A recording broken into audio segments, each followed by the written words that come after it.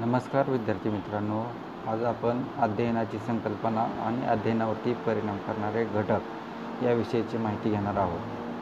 तर अध्ययन आणि अध्यापन ह्या शिक्षणशास्त्रामध्ये महत्त्वाच्या मानल्या गेलेल्या संकल्पना आहेत। अध्यापन म्हणजे काय, तर एखादी गोष्ट शिकणं किंवा एखादी गोष्ट चांगल्या पद्धतीने शिकवता येणं, त्याला अध्यापन असं म्हटलं गेलेलं आहे।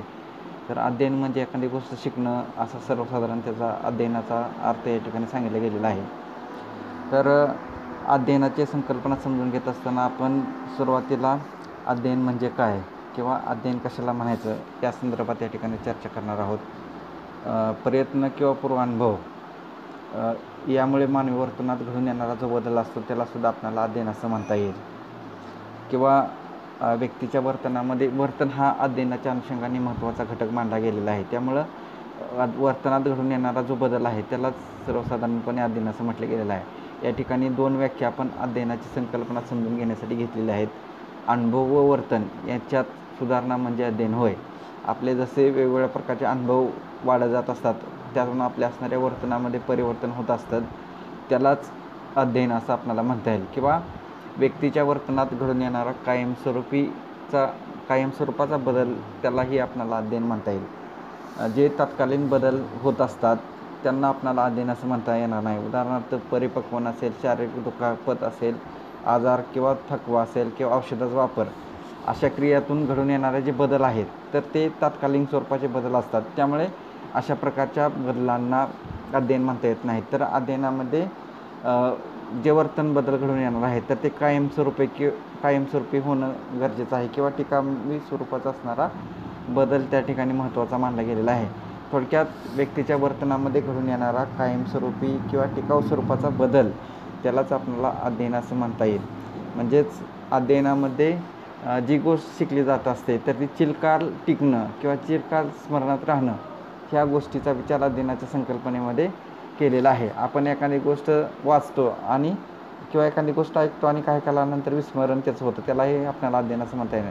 कायमस्वरूपी जी आपल्या गोष्ट स्मरणात राहते किंवा कायमस्वरूपी टिकाऊ स्वरूपात जी गोष्ट आपल्या लक्षात राहते आणि त्यातून आपल्या वर्तनात जो कायमस्वरूपाचा बदल होतो त्याला आपल्याला अध्ययन असं या ठिकाणी म्हणता येईल। यानंतर आपण अध्ययनावरती परिणाम करणारे घटक याविषयीची चर्चा थोडक्यात करणार आहोत। तर अध्ययनावरती परिणाम करणारे साधारणपणे 7 घटक या ठिकाणी सांगितलेले आहेत। तर त्याच्यामधला असणारा पहिला घटक आहे वय, दुसरा घटक आहे बुद्धिमत्ता, तिसरा घटक आहे अवधान, चौथा घटक आहे अभिरुची, पाचवा घटक आहे थकवा, सहावा घटक आहे प्रेरणा आणि सातवा घटक आहे परिपक्वता। तर अध्ययन चांगल्या पद्धतीने किंवा प्रभावी घडून यायचं असेल तर हे 7 घटकांचा विचार आपणाला प्रामुख्याने करावा लागत असतो। त्याच्यामध्ये वयाचा, बुद्धिमत्तेचा, अवधानाचा, अभिरुचीचा, थकवा, प्रेरणा आणि परिपक्वता ह्या घटकाचा विचार केल्यानंतर या घटकाचा परिणाम कसा अध्ययनावरती होतो याच्या अनुषंगाने आपल्याला या ठिकाणी चर्चा थोडक्यात करायची आहे। तर सुरुवातीला आपण वय हा घटक या ठिकाणी विचारात घेऊयात। तर वयाचा परिणाम अध्ययनावरती या ठिकाणी होत असतो। म्हणजेच व्यक्तीचं असणारं जसं वय वाढत जाईल तसं व्यक्तीच्या शरीरामध्ये वेगवेगळ्या प्रकारचे बदल या ठिकाणी घडत असतात। त्याच्यामध्ये शारीरिक विकास, कारक विकास, मानसिक विकास, बौद्धिक विकास, भावनिक विकास किंवा भाषेचा विकास असेल किंवा नैतिक विकास असेल, तर असा वेगवेगळ्या प्रकारचा विकास हा वय जसं वाढत जाईल तसा होत असतो। त्यामुळं वयाचा परिणाम हा अध्ययनावरती होत असतो। वय आणि अध्ययन याचा असणारा सहसंबंध या ठिकाणी संशोधनातून आढळून आलेला आहे। त्यामुळं वय जसं वाढत जाईल तसं अध्ययन करणंसुद्धा सुलभ होत असतं, कारण त्याच्यामधून आपल्या अनुभवामध्ये वाढ होत असते आणि अनुभवातूनच आपल्याला अनेक संकल्पनांचं आकलन या ठिकाणी योग्य पद्धतीनं होत असतं। वयात विशिष्ट गोष्टी विद्यार्थ्यांना योग्य पद्धतीने शिकवल्या तर त्याचा असणारा अध्ययन हे चांगल्या प्रकारे या ठिकाणी घडून येत असतं। बघा, लहान मुलांचा शारीरिक विकासाला सुरुवातीच्या कालखंडामध्ये जास्त महत्त्व दिलं गेलेलं आहे। कारण का, तर मुलांचा असणारा शारीरिक विकास हा अधिक योग्य पद्धतीने लहान वयामध्ये होणं अपेक्षित असतं। तो झाल्याशिवाय इतर विकास योग्य पद्धतीनं होणार नाही। तर त्यासाठी शारीरिक विकासाचा विचार करून अध्ययन त्या संदर्भातलं अध्ययन जर विद्यार्थ्याचं घडवून आणलं तर अध्ययन अधिक चांगल्या प्रकारे घडू शकतात. उदाहरणार्थ लहान मुलांना कृतीयुक्त शिक्षण दिलं गेलेलं आहे किंवा गाण्यातून अध्ययन ही संकल्पना लहान मुलाच्या अनुषंगाने वापरली जात असते, कारण त्या मुलांना इतर गोष्टीच्या ज्ञानापेक्षा त्यांचा असणारा शारीरिक विकास या ठिकाणी महत्त्वाचा मानला गेलेला आहे. त्यामुळं वयाचा परिणाम अध्ययनावरती होतो असं आपल्याला याच्या आधारे या ठिकाणी सांगता येईल.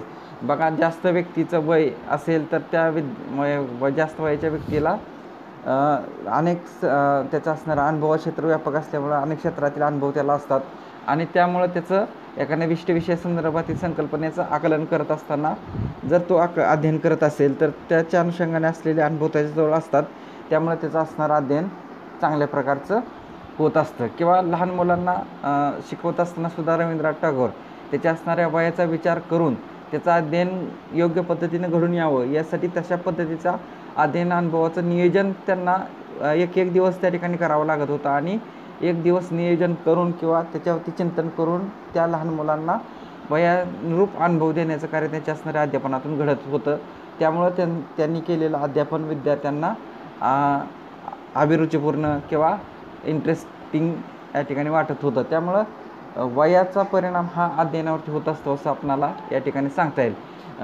त्याच्या असणाऱ्या वयानुसार रवींद्रनाथ टागोरांनी सुद्धा वेगवेगळ्या प्रकारच्या अध्ययन अनुभवाचं नियोजन या ठिकाणी केलेलं असल्यामुळं त्याचं विद्यार्थ्याचं अध्ययन चांगल्या प्रकारे त्या ठिकाणी निसर्गाच्या सान्निध्यात त्यांच्या अध्यापन पद्धतीद्वारे त्या ठिकाणी घडत होतं. त्यानंतर दुसरा असणारा अध्ययनावर परिणाम करणारा घटक सांगितला गेलेला आहे तो म्हणजे बुद्धिमत्ता. बुद्धिमत्ता अध्ययनावरती परिणाम करणारा अतिशय महत्त्वाचा घटक मानला गेलेला आहे, कारण बौद्धिक विकास जर झालेला असेल तर त्यातून अध्ययन चांगल्या प्रकारे या ठिकाणी घडून येत असतं. विद्यार्थ्याच्या शारीरिक विकासासोबतच बौद्धिक विकाससुद्धा होत असतो. त्यामुळं शारीरिक विकासाच्या संदर्भात जशी भिन्नता असते तशी बौद्धिक विकासाच्या बाबतीतसुद्धा भिन्नता आपल्याला आढळलेली बघायला मिळते. त्यामुळे व्यक्तिभेदाचा विचार करून शिक्षकानं त्याच्या अध्यापनाचं स्वरूप जर ठरवलं तर त्यातून विद्यार्थ्याचा अध्ययनसुद्धा योग्य पद्धतीने घडू शकतो. म्हणजेच काय, तर त्याच्या असणाऱ्या वर्गामधले असणारे विद्यार्थी वेगवेगळ्या बुद्धिमत्तेचे असतात. त्यानुसार वेगवेगळ्या अध्ययन अनुभवाचं नियोजन जर शिक्षकांनी केलं तर त्यातून विद्यार्थ्याचं अध्ययन हे परिणामकारक त्या ठिकाणी घडू शकतं. किंवा विद्यार्थ्याचे बुद्धिमत्ता लक्षात घेऊन हुशार विद्यार्थ्यासाठी वेगळे अध्ययन अनुभव, कमी विद्यार्थ्यासाठी, मध्यम स्वरूपाच्या विद्यार्थ्यासाठी वेगळे अध्ययन अनुभव जर शिक्षकांनी दिले त्यातून विद्यार्थ्याचं अध्ययनसुद्धा चांगल्या प्रकारे या ठिकाणी घडू शकतात. त्यामुळं अध्ययनावरती परिणाम करणारा बुद्धिमत्ता हा एक महत्त्वाचा सुद्धा आपल्याला या ठिकाणी घटक सांगता येईल. विद्यार्थ्याचा बौद्धिक विकास योग्य पद्धतीने जर झालेला असेल तर विद्यार्थ्याचं अध्ययनामध्ये त्या ठिकाणी लक्ष चांगल्या प्रकारे लागू शकतं. त्यातून विद्यार्थ्यांना चांगल्या प्रकारे त्याविषयीची समज येऊ शकते. त्यामुळे बुद्धिमत्ता हा एक अध्ययनावरती परिणाम करणारा घटक आपल्याला सांगता येईल. त्यानंतर तिसरा घटक सांगितलेला आहे तो म्हणजे अवधान. तर अवधान म्हणजे एखाद्या विशिष्ट विषयाकडे लक्ष केंद्रित करणं, त्याला आपणाला अवधान असं म्हटलं गेलेलं आहे. अवधानाचे सुद्धा 3 प्रकार मानले गेलेले आहेत. त्याच्यामध्ये अनैच्छिक अवधान, ऐच्छिक अवधान आणि अभयस्थ अवधान. तर असे साधारणपणे अवधानाचे 3 प्रकार मानलेले आहेत. आता अनैच्छिक अवधान म्हणजे काय, तर बाह्य उद्दीपकाच्या आकर्षक गुणधर्मामुळे आपली इच्छा नसताना सुद्धा आपले अवधान एखाद्या विशिष्ट गोष्टीकडे खेचले जाते, त्याला अनैच्छिक अवधान असं आपल्याला म्हणता येईल. तर आपली इच्छा नसताना एखाद्या विशिष्ट विषयाकडे, विशिष्ट गोष्टीकडे ज्यावेळेस आपलं लक्ष खेचलं जात असतं तर त्यालाच अनैच्छिक अवधान असं आपल्याला या ठिकाणी संबोधता आहे. उदाहरणार्थ अचानक येणारा कर्णकर्कश आवाज असेल, विजेचा कडकडाट असेल, एखादी मोठी वस्तू जोरात आपटणं असेल किंवा एखाद्या रस्त्यावरून जात असताना एखाद्या गाडीचा असणारा टायर फुटणं असेल जोरात, तर त्यामुळे होणारा आवाज असेल, तर याकडं आपलं लक्ष अचानक जातं. किंवा एखादा ऑटोमॉबचा होणारा आवाज असेल त्याकडे सुद्धा आपलं लक्ष अचानक जात असतं. तर याकडं लक्ष जाणं त्यालाच अनैच्छिक अवधान असं या ठिकाणी म्हटलं गेलेलं आहे. दुसरा प्रकार सांगितलेला आहे तो म्हणजे ऐच्छिक अवधान. ऐच्छिक अवधान म्हणजे काय, तर इच्छापूर्वक दिलेले लक्ष त्यालाच ऐच्छिक अवधान असे म्हणतात. बघा, अभ्यास करण्याचे महत्त्व ज्या विद्यार्थ्याला पटलेलं असतं तो विद्यार्थी कटाक्षाने शिक्षकाच्या विवेचनाकडे लक्ष देत असतो. म्हणजेच अध्ययनाचं महत्त्व त्याला पटल्यामुळे तो जाणीवपूर्वक लक्ष त्याच्या शिक्षकाच्या अध्यापनाकडे देत असतो. त्यालाच ऐच्छिक अवधान असं आपणाला म्हणता येईल. तर याच्यामध्ये जाणीवपूर्वक एखाद्या गोष्टीकडे लक्ष देणं त्यालाच ऐच्छिक अवधान असं म्हटलं गेलेलं आहे. तर एखाद्या गोष्टीची त्यानं तिसरा प्रकार सांगितला आहे तो म्हणजे अभयस्थ अवधान. तर याच्यामध्ये एखाद्या गोष्टीमध्ये इंटरेस्ट निर्माण झाल्यानंतर त्या गोष्टीकडे आपण स्वतःहून लक्ष देत असतो किंवा स्वतःहून लक्ष घालून एखादी कृती करत असतो, त्यालाच अभयस्थ अवधान असं म्हटलं गेलेलं आहे. ज्या प्रमाणात विद्यार्थ्या मनात या प्रकारच्या अवधानामध्ये विद्यार्थ्याच्या मनामध्ये अति तीव्र स्वरूपाची अभिरुची असते, ध्येयाप्रती प्रेम असते आणि त्यामुळे त्या गोष्टीमध्ये गळून गेलेले ते विद्यार्थी दिसून येतात. याच्यामध्ये स्वतःहून एखादी गोष्ट लक्ष घालून करणं हा विचार अभयस्थ अवधानामध्ये महत्त्वाचा मानलेला आहे. याच्यामध्ये एखाद्या शास्त्रज्ञाचं अवधान असेल किंवा एखाद्या कवीचं निरीक्षण असेल किंवा एखाद्या शास्त्रज्ञाचं एखाद्या अभ्यासामध्ये लक्ष घातलेलं त्या अनुषंगाने केलं गेलेलं अवधान असेल किंवा एखाद्या भूगोलतज्ञाचं आकाशातील निरीक्षण असेल, त्या दृष्टिकोनातून केंद्रित केलेलं अवधान असेल, तर हे अभयस्थ अवधानाची उदाहरणं आपल्याला सांगता येईल. तर हे साधारणपणे अवधानाचे 3 प्रकार सांगितले गेलेले आहेत. तर चांगलं अध्ययन घडून येण्यासाठी प्रामुख्याने ऐच्छिक अवधान आणि अभयस्थ अवधान जर ह्या गोष्टी विद्यार्थ्याच्या ठिकाणी असतील तर त्याचं अध्ययन हे चांगल्या प्रकारे या ठिकाणी घडून येऊ शकतं. त्यामुळे त्या अध्ययनाचा वापर हा चांगलं अध्ययन घडून येण्यासाठी विद्यार्थ्यांनी जर केला तर त्याचं असणारं अध्ययन चांगल्या प्रकारे या ठिकाणी घडू शकतं. त्याच्यानंतर पुढचा अध्ययनावरती परिणाम करणारा घटक सांगितलेला आहे तो म्हणजे अभिरुची. तर याच्यामध्ये बघा, अभिरुची म्हणजे एखाद्या विशिष्ट गोष्टीबद्दल मनात असणारी आवड, त्यालाच अभिरुची असं या ठिकाणी संबोधलं गेलेलं आहे. जर अभिरुची विद्यार्थ्यांना विशिष्ट गोष्टी संदर्भात असेल तर त्यांना एखादी गोष्ट आपण करा म्हणून सांगावं लागत नाही, तर ते स्वतःहून ती गोष्ट करत असतात. त्यामुळे विद्यार्थ्यांना एखादी गोष्ट शिकण्यापूर्वी त्याच्या मनामध्ये जर आपण शिक्षक म्हणून अभिरुची निर्माण केली तर स्वतःहून त्या विषयाची गोडी त्या विद्यार्थ्यांना लागू शकेल आणि शिक्षक सांगत असताना स्वतःहून त्याच्या अध्यापनाकडे विद्यार्थी लक्ष देऊ शकतील. त्यामुळं अभिरुची निर्माण करण्याचं कार्य एखाद्या विशिष्ट विषय शिकवत असताना त्या विषयाच्या अनुषंगाने अभिरुची जर आपण निर्माण केली तर त्यातून विद्यार्थ्याचं अवधान त्या ठिकाणी अध्ययन चांगल्या प्रकारे घडू शकतं. त्यामुळं अध्ययनावरती परिणाम करणारा महत्त्वाचा घटक म्हणून आपल्याला अभिरुची सांगता येईल.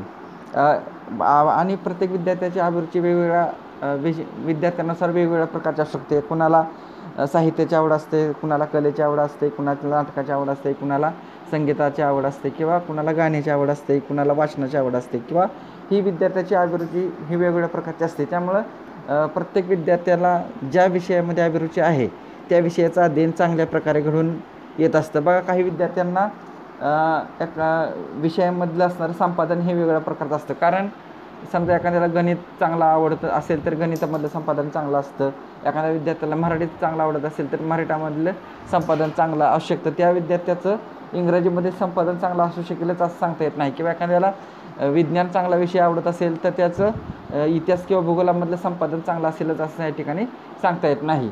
त्यामुळं बुद्धिमत्तेचा परिणाम अभिरुचीचा परिणामसुद्धा विद्यार्थ्याच्या अध्ययनावरती घडून देत असलेला बघायला मिळतो. त्यामुळे वेगवेगळ्या विषयातील असणारं प्रावीण्यसुद्धा विद्यार्थ्याचं वेगवेगळं आढळतं. कारण का तर ज्या विषयामध्ये विद्यार्थ्यांना अभिरुची आहे त्या विषयामधलं संपादन अधिक चांगलं आढळतं. ज्या विषयामध्ये अभिरुची नाही त्या विद्यार्थ्यांना ते विषय मधलं असणारं संपादन जे आहे किंवा अभिरुची जी आहे नसल्या कारणाने त्याचं संपादन चांगल्या प्रकारचं आढळून येत नाही. त्यामुळे अध्ययनावर परिणाम करणारा अभिरुची हा एक महत्त्वाचा घटक आहे. त्यानंतर थकवा हा अध्ययनावरती परिणाम करणारा अतिशय महत्त्वाचा घटक आहे. कोणतेही कार्य करण्यासाठी विद्यार्थी प्रसन्न असणं गरजेचं आहे. जर विद्यार्थी प्रसन्न नसतील तर आपण विद्यार्थ्यांना कितीही शिकवलं तर ते विद्यार्थ्याच्या डोक्यात जाणार नाही किंवा विद्यार्थ्यांना ते समजणार नाही किंवा विद्यार्थ्याचं त्या विषयाकडे अवधान केंद्रित होऊ शकणार नाही. त्यामुळं अध्यापन करत असताना विद्यार्थ्याचं अवधान केंद्रित व्हावं यासाठी विद्यार्थ्यांना प्रसन्न ठेवणं ही शिक्षकाचे मुख्य किंवा महत्त्वाची जबाबदारी असलेलं आपल्याला बघायला मिळते. विद्यार्थी जास्त थकणार नाहीत किंवा त्याचा अध्ययन चांगल्या प्रकारे घडून येण्यासाठी आळस किंवा कंटाळा येणार नाही याची जबाबदारी शिक्षकांना घेणं गरजेचं आहे. त्यामुळं थकवा हा घटकसुद्धा विद्यार्थ्याच्या अध्ययनावरती परिणाम करणारा अतिशय महत्त्वाचा घटक आहे. आपण बघतो की एकच काम सतत केल्याने विद्यार्थ्यांना थकवा किंवा कंटाळा येत असतो. त्यामुळे विद्यार्थ्यांना शिकवत असतानासुद्धा वेगवेगळ्या प्रकारची कामं त्यांना सांगणं गरजेचं आहे किंवा एकच विषय न शिकवता वेगवेगळ्या पद्धतीचा विषय वेगवेगळ्या प्रकारचा विषय विद्यार्थ्यांना कंटाळा किंवा थकवा येऊ नये यासाठी अध्यापन करणं गरजेचं आहे. यामुळे विद्यार्थ्यांना विषयाच्या शिकण्यामध्ये शिकण्यातील असणारी क्रियाशीलता वाढू शकेल आणि त्याचं असणारं अध्ययन हे चांगल्या प्रकारे घडून येऊ शकेल. ज्यावेळेस विद्यार्थ्यांना खरोखरच कंटाळलेले असतात अशा वेळी अध्ययन करणं टाळणं गरजेचं आहे. जर आपण त्यावेळेस अध्ययन करणं टाळलं किंवा विश्रांती त्यांना दिली तर त्यातून पुन्हा ते विद्यार्थी फ्रेश किंवा ताजेतवाने होऊन नंतर जे आपण अध्यापन करणार आहोत तर त्याच्याकडे अधिक चांगल्या प्रकारे ते लक्ष देऊ शकतात. त्यामुळं थकवाचा परिणामसुद्धा या ठिकाणी अध्ययनावरती घडून येऊ शकतो. थकवा हा वेगवेगळ्या कारणाने विद्यार्थ्याच्या ठिकाणी येऊ शकतो. त्याच्यामध्ये काही सततचं असणारं शारीरिक कष्टाचं काम केलेलं असेल तर त्याचाही परिणाम शारीरिक थकवा आल्यामुळं झोप लागणे अशा गोष्टी विद्यार्थ्याकडून घडत असतात.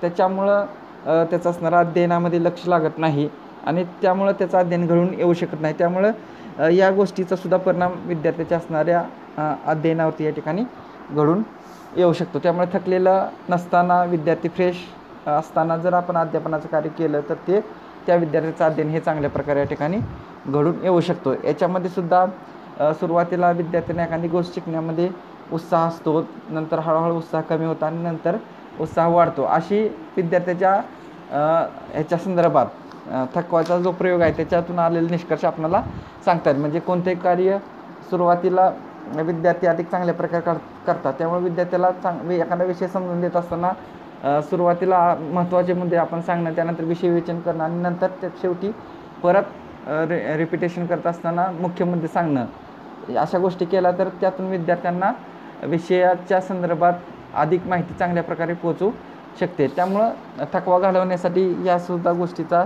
विचार आपल्या अध्यापनाच्या कार्यवाहीच्या अनुषंगाने करणं गरजेचं आहे. त्यानंतर अध्ययनावरती परिणाम करणारा दुसरा महत्त्वाचा घटक आहे तो म्हणजे प्रेरणा.